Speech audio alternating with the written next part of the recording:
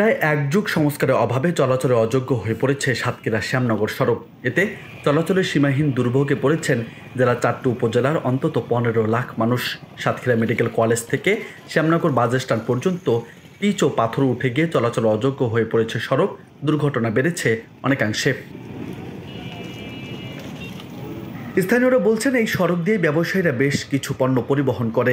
সড়ক দুরবস্থার কারণে সেটি বাধাগ্রস্ত হচ্ছে। একই সঙ্গে পর্যটক কমেছে সুন্দরবনে।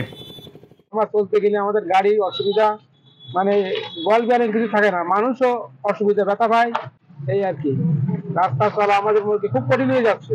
গোলাবালি তো চকি যাচ্ছে, মুখি যাচ্ছে, নাকের ভিতরে যাচ্ছে, গাড়ি ঘোড়া বল ব্যালেন্স ভেঙে যাচ্ছে, ডেলি 2-3 দিন পর ভেঙে যাচ্ছে, পাল্টাচ্ছি।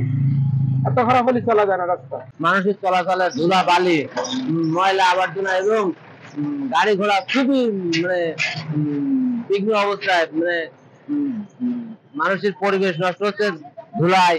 তারপর রাস্তার ইট খোয়া কিছুই নেই, এই অবস্থায় আমরা চলাচল করতে পারছি না।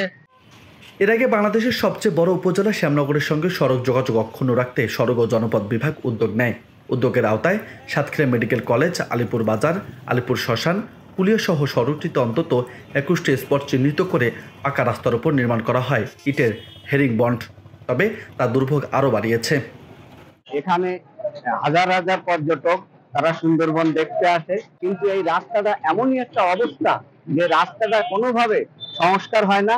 ২১ জায়গার মতন এখানে হেরিং বোন আছে, রাস্তায় সবসময় ধুলোবালি ওড়ে এবং গর্ত প্রচন্ড। কিন্তু এইটা নিয়ে আমরা সাতক্ষীরাবাসী অনেকেই এইটা মেরামতের জন্য আবেদন করেও আজও পর্যন্ত কোনোদিন হয় না। এবং এখানে সাতক্ষীরা মেডিকেল কলেজ এবং হাসপাতাল, এখানে প্রতিদিন হাজার হাজার রোগী আসে।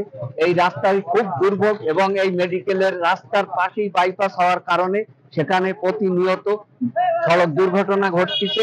কিন্তু এইটা প্রশাসনিকভাবে কোনোভাবে সেইটা প্রতিকারের কোনো ব্যবস্থা আজও পর্যন্ত নেই। খারাপ অবস্থা, বেহাল দশা, রাস্তা নেই এক প্রকার। আমাদের রাস্তার উপর ইটেশনিং দিতে মেন রোড, হাইওয়ে, কিন্তু আমরা এত পরিমাণ একটা কষ্টের উপরে ওখান থেকে আসছি, তাতে আমাদের প্রায় যেখানে টাইম লাগে ১ থেকে ১.৫ ঘন্টা, সেখানে আমার ৩ ঘন্টা পড়ে যাচ্ছে। রাস্তায় গাড়ি ঘোড়া নষ্ট হয়ে যাচ্ছে, বড় বড় আমাদের পরিবহন গুলো খুব ঝামেলার ভিতরে, এতগুলো ময়লা। জানা গেছে, সড়কটির উন্নয়নে দীর্ঘদিনের দাবির পরিপ্রেক্ষিতে তৎকালীন সরকার গৃহীত ২টি প্রকল্প একনেকে পাশ করে। তবে বর্তমানে তার কোনো অগ্রগতি নেই, ফলে হতাশ হয়ে পড়েছেন সাতক্ষীরাবাসী। সড়ক সংস্কারের বিষয়ে কথা বলতে জেলা সড়ক ও জনপথ অধিদপ্তরের নির্বাহী প্রকৌশলীর সাথে মুঠোফোনে যোগাযোগ করা হলে তিনি ফোন ধরেননি।